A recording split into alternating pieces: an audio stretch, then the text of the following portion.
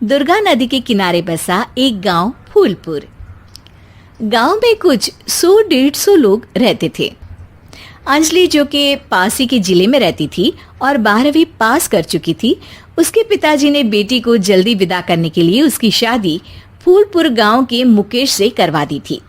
मुकेश कभी स्कूल नहीं गया था और इस कारण वो पढ़ा लिखा नहीं था और बाकी गांव वालों की हालत भी मुकेश जैसी ही थी।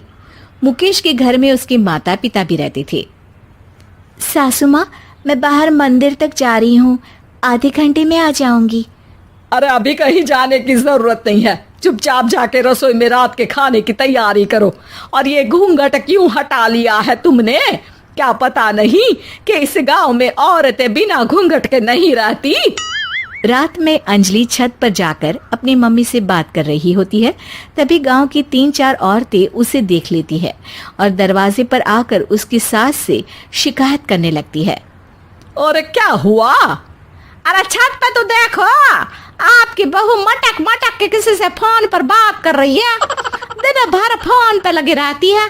अरे कल तो मंदिर के पास वो क्या कहते हैं, सेल्फी ले रही थी।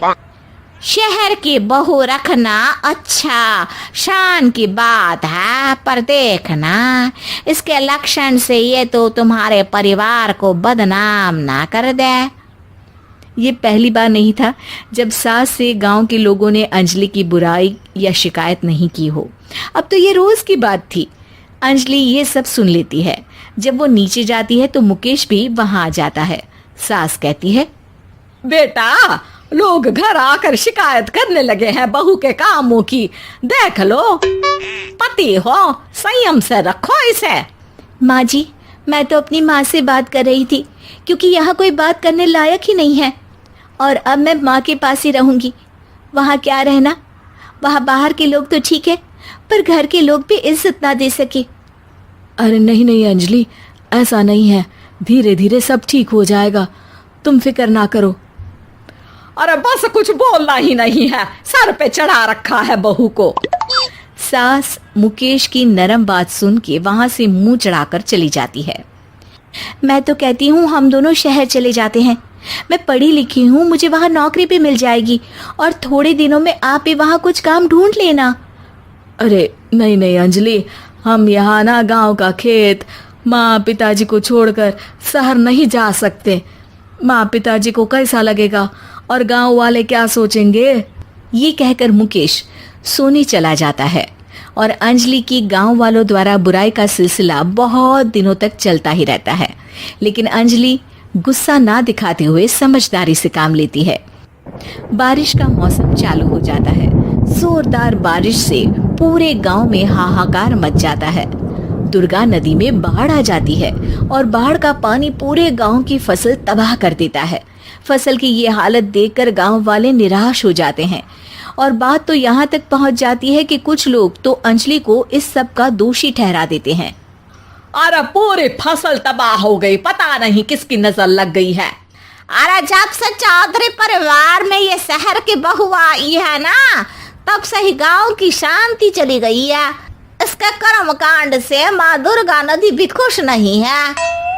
ये सब सुनकर बेचारी अंजलि रोते हुए अपने घर चली जाती है। कुछ दिन बाद सभी गांव वाले अपनी फसल का मुआवजा लेकर अपने अपने घर आते हैं। मुकेश भी 1500 लेकर आता है। अंजलि को जब पासबुक दिखाता है तो अंजलि हैरान हो जाती है। अरे, ये पासबुक में तो उन्होंने 4000 की एंट्री करी है और आपको सिर्फ 1500 दिए। सच में? अरे वो सरकारी अफसर आपको बेवकूफ बना रहे हैं। सरकार की तरफ से हमें 4000 मिले हैं, लेकिन बाकी का सारा पैसा खुद ही खा रहे हैं। आप लोग के अनपढ़ होने का फायदा उठा रहे हैं। ये सब सुनकर मुकेश परेशान हो जाता है, लेकिन अंजलि उसे हिम्मत से काम लेने को कहती है और सुबह होते ही मुकेश को पंचायत कार्यालय ले जाती है और साथ में गांव के और लोगों को भी।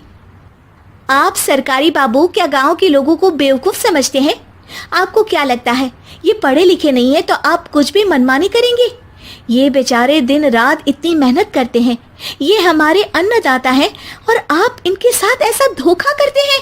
अरे क्या बके जा रही है ये लड़की, किस धोखे की बात कर रही है? अपने कांड करके नदी माँ को नाराज करके हमारा नुकसान करके इसे चैन नहीं मिला क्या?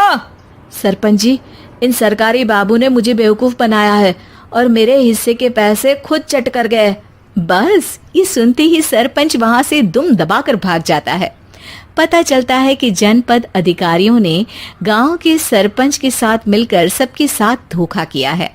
सब लोगों का विरोध शुरू हो जाता है और आखिर में अधिकारी सब गांव वालों के हिस्सों के बचे हुए पैसे उन्हें लौटा देते हैं और कई दिन तक सरपंच गांव में लौटता ही नहीं। अंजलि, तुम नहीं होती तो हम गांव वालों को तो पता ही नहीं चलता कि ये हमें हर बार बेवकूफ बनाते हैं। हाँ हाँ अंजलि बेटी, हमें माफ कर दो। हम सब तुम्हें बुरा भला कहते रहे, लेकिन तुमने ही आज हमें बेवकूफ बनाने से बचाया है। हमें तुम पर गर्व है बेटी। अब समझ आया कि सरपंच तुमसे नहीं, तुम्हारे पढ़े लिखे होने से नफरत करता था। क्यों ना इस बार हम अंजलि को ही सरपंच पद के लिए चुन ले? क्या कहते हो गांव वालों? पढ़ी लिखी सरपंच। बस पूरा गांव अंजलि के लिए ताली बजाता है और अंजलि की सास उसे खुशी से गले लगा लेती है।